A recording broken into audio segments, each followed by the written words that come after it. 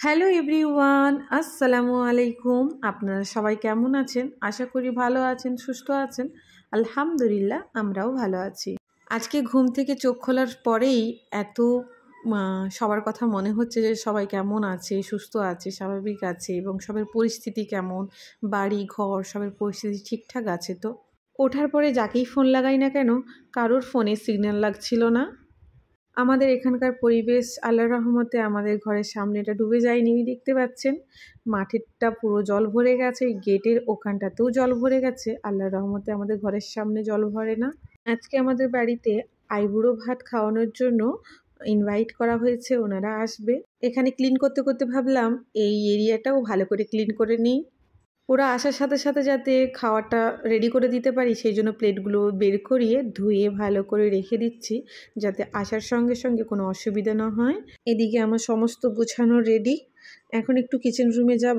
ওদিকে রান্না এখনও বেশ অনেকটা বাকি আছে, এখনও রান্না বাকি আছে। আর চলে এসেছে আমার দাদি শাশুড়ি এখনই খেতে, কারণ দাদি শাশুড়ির আবার টাইম টু টাইম খাওয়ার চাই, খাবে অল্প কিন্তু টাইমেই খাওয়ার চাই। এদিকে আমাদের রান্না প্রায় অলমোস্ট রেডি, শুধু এটাই বাকি রয়েছে। আর ওইদিকে শাশুড়িমা গুছিয়ে রেখেছে রান্না কিছু। আর যেগুলো ভারী ভারী আমি আর ওপরে রাখিনি, কারণ নিচে বসে দিতে সুবিধা হবে, তাই সামনে পেপার মিলে ওখানেই আমি, ওই দেখতে পাচ্ছেন বড় বড় ডেকছি, তো ওখানেই রেখে দিচ্ছি। আর এখানে প্লেটগুলো ধুয়ে রেখেছি যাতে আর কোনো অসুবিধা না হয়। ওরা খেতে আসায় আমি অনেক ব্যস্ত হয়ে গিয়েছিলাম, তাই কোনো ফুটেজ নেওয়া হয়নি। এখন খাওয়ার পর দেখতে পাচ্ছেন ওখানে আর সেই ডেকচিগুলো নেই, এখন ধোয়াধুয়ি করে আমি উল্টে রেখেছি। এখানে আমার ফ্লোর মোছাও কমপ্লিট। আমার বাড়িতে যখনই অনুষ্ঠান হয় ঝাঁটা দিয়ে যতক্ষণ না মোছা হয় আমার ততক্ষণও একদম ভালো লাগে না। জানি আন্টি ধোয়া করবে, তারপরেও আমার যেগুলো ধোয়ার থাকে আমি ধুয়ে নিই, আবার এখানে গামলার মধ্যেও রেখে দিই, সেটা আন্টি এসে ধোবে। এদিকে গোছাতে না গোছাতে আন্টি চলে এসেছে আবার আমার ওপরটা মোছামুছি করার জন্য। আর যেহেতু আমি ওপরে গেছি তাই ওপরের ফুটেজটাও আমি একটু নিয়ে নিলাম। এই দেখুন আমাদের এখানকার অবস্থা। আমার বরের গাড়িটা প্রায় হাফ ডুবে গিয়েছিল, এখন জলটা অনেকটাই বেরিয়ে গেছে, কিন্তু আমার বরের গাড়িটা হাফ ডুবে গিয়েছিল, এখন অন্য জায়গায় শিফট করে দিয়েছে, তো জলটা এখন অনেকটাই বেরিয়ে গেছে। এখন আন্টি ঘর মোছামুছি করবে, তারপরে যাব নিচে। আজকে অনুষ্ঠান আছে গায়ে হলুদের, তাই আমি যাচ্ছি এখন ডিনার করতে ওখানে।